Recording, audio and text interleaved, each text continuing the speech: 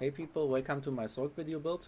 I want to introduce my Sorc. It's quite non-meta, it's a bow Sorc and a fully ranged Stam Sorc build, which I haven't really seen anywhere, so that's why I wanted to introduce it to the internet. I just get right into it. We're playing as an orc. We're using the Shadow Mandos, reason being that the Shadow Mandos after the Lava Mandos is the second best ultimate, is the second best Mandos stone. It deals quite almost as much damage, but it also gives us healing. Third option would be the thief, fourth option the warrior. But we have also healing, which does not scale with weapon damage, so the shadow and thief are both preferable, and they also deal more damage. But my build philosophy is if I don't have to choose between damage and survivability and sustain, I kinda want to have all of it. And Shadow just gives me all. It gives me both survivability and damage, which is why I chose it. Our magical recovery and stamina recovery are both high. This is because we are running Torc of the Last Elite King, which gives us major sustain, a lot of damage, which scales really well, and also damage reduction, which makes it one of the best sets in the game, if not the best set, definitely for solo PvP, for battlegrounds. If you're not in a dedicated group, this is the best PvP set, period. There are no better sets, don't try looking for them. We use tri-stat pots, tri-stat food, so either this or the bewitched sugar skills. We do not need any additional regeneration like with Dubious Cameron Throne.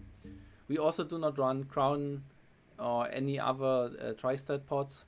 We just do not need the resources. Instead we run Essence of Spell Protection. Just to show you, this gives an extra spell resistance and physical resistance buff on top of major resolve and minor resolve.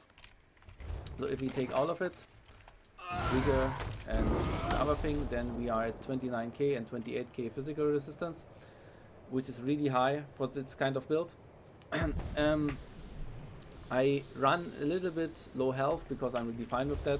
I think as a Sorc you should mainly rely on your mobility and just not being in places and being like someone who attacks from range, and not rely on your health like other classes for surviving in PvP. So I'm really kind of fine with that. If you want more health than me, I would really recommend you do so by using tri-stat glyphs on your armor, because this also gives you more magicka. Do not go down the route where you go and change your attributes away from stamina. This would be detrimental. We're running 5 medium, 1 heavy, 1 light, all impenetrable, but heavy cuirass, reinforced cuirass. 3 infused, which is the second best in terms of damage after Bloodthirsty, but also gives us healing. We're running an infused bow with weapon damage enchant, which is around 700 extra weapon damage once we do a light attack on our backbar. We run charged because it deals more damage than sharpened, which you can readily try out on the precursor target dummy. Like if you count the status effect procs and the benefits like minor vulnerability or minor breach, if you count this together, it's actually better than sharpened. Trust me on this one. You can also try it out actually on the build editor like uesp, which simulates your stats. It's really better, just to say that, compared to sharpened. The next thing, I'm gonna go over the subclassing. We're not using subclassing, we are pure Sorc because we have a full class kit. There's nothing really missing. And now there are class masteries which are really strong. So there's Font of Power, which gives us a lot of weapon damage. Just to show you, I just used Critical Surge and we are already at almost 8k weapon damage. There's just 100 missing. We can still get minor, sometimes major courage, sometimes we can get rallying cry. There is still continuous attack, and there's the thunder status effect, which allows us to go higher. Actually, bow does deal more damage than dual wield. Just mention this. We always have a constant light attack damage. We have reliable procs of bound armaments with that, and the abilities, they do slightly less damage if you're less than 50 meters away, as bow is really superior to dual wield and two-handed now, just because of the way that it scales. And I have also really tested this out in USP, so you can trust me on this, that it deals more damage. In terms of skills, I'm using Dark Deal, Vigor because it's the best heal. This is our armor buff and speed buff. Haunting Curse is what you begin your combo with. Critical Surge is a good heal. Overload, our ultimate, or on the back bar. You can also use Ballista. Basically, the problem with the ultimate is that our class kit deals such high damage that most ultimates aren't worthwhile. So they just take a global cooldown without dealing much more damage than our class kit.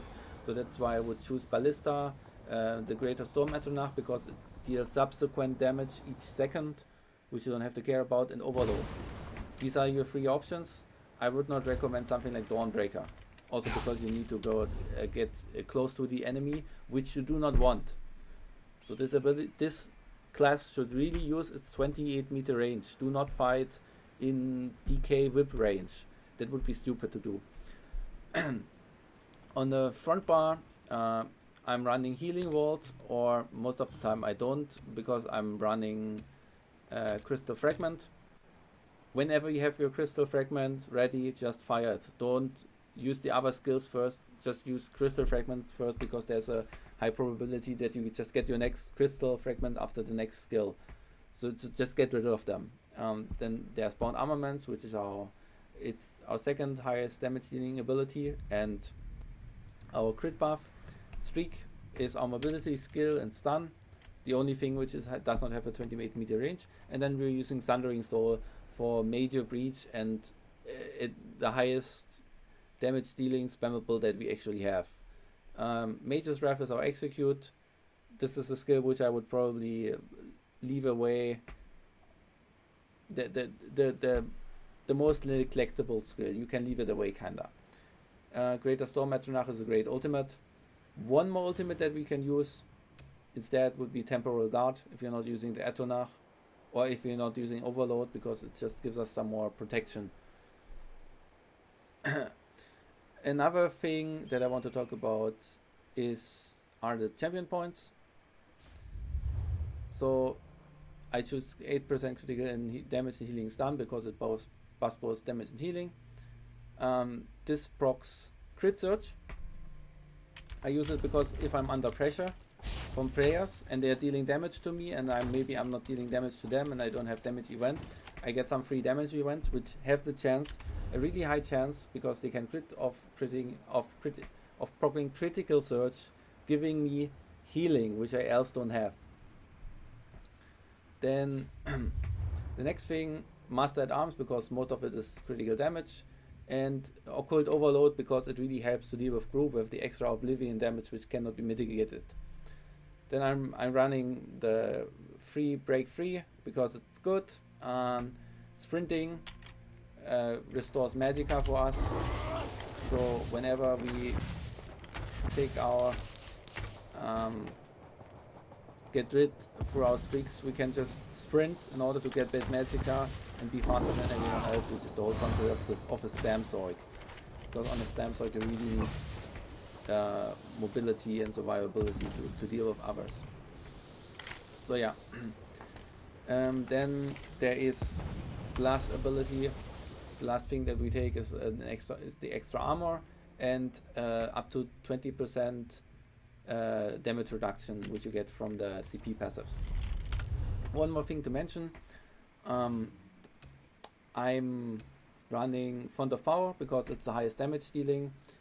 Static Reverberation would be place 2, not quite as high as Font of Power. However, Conservation of Energy makes it such that we really do not have any resource issues, and also it is really good healing.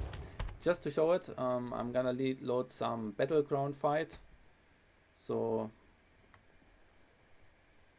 that would be an 8-minute Battleground with quite competent players, and as you can see, Blood Magic is place 2 in terms of overall healing done. And it's quite good actually compared to Resolving. It's maybe not quite half as much, It scales with your health, but it's quite good and it can crit. So in addition to crit surge and resolving vigor, it really comes down to being a really reliable heal, such that most of the time I don't actually need a burst heal on that thing. Just to go back to it, I mean, here we can see probably also what deals most damage. Normally it's the crystal fragment, but here it's haunting curse for whatever reason. Maybe I had a crit buff. You see that the typically the status effects, they show quite up in some numbers, especially like Sundered and usually Concussion, also although not in really this case that much. So then also Burning. The last thing which I wanted to mention was, yeah, exactly. The main thing which you have to somewhat avoid would be Dragon Knights. So they are the only ones which are really getting dangerous to you, I have to say. Nightblades not so much. What you need to do with Dragon Knights is like really learn like blocking and stuff like that, in order to just break their combi and not make it that they can hit their full combo on you. Just stay in distance. They may be a little bit too hard to wear down, but usually it's like keep your buff up, keep your pressure up, then they tend to go down. But you need to keep up your discipline and you need to keep your distance. That's the whole thing with them. Werewolves is not that much of a problem. Most fights you can disengage. You don't need to be in melee range. But it does not. The downside of that build is maybe it does not bring in a group situation that much to the table. So maybe if you want to play in a group, then Templar or Warden would be way better than this one. I mean, there are some alternative skills that you can slot, like Healing Ward would be quite good of a burst heal and mobility skill. Acid Spray does a lot of damage also because of the Hawkeye passive. And there would be maybe something like Wolf Sills, Bloody Contingency, does good AoE damage. Or maybe you could also run to mitigate some of the damage from, let's say, a Dragon Knight, something like Elite. But yeah, that's my Dragon Knight build. I probably maybe in the next days and weeks gonna find some footage from Battlegrounds or Imperial City. I can already tell you that it runs quite well. That usually, if I look into combat metrics, I hit the other people harder than they hit me, and I end up with probably quite a good KD also, although some of the players I end up again now they are just really good. I don't know. I have such a stupid high MMR, it's not fun anymore. So yeah, that would be my build. Have a nice day, people. If you have any questions or suggestions or want to tell me that maybe there's a better set than Torc, then just write a comment and tell me. Have a nice day.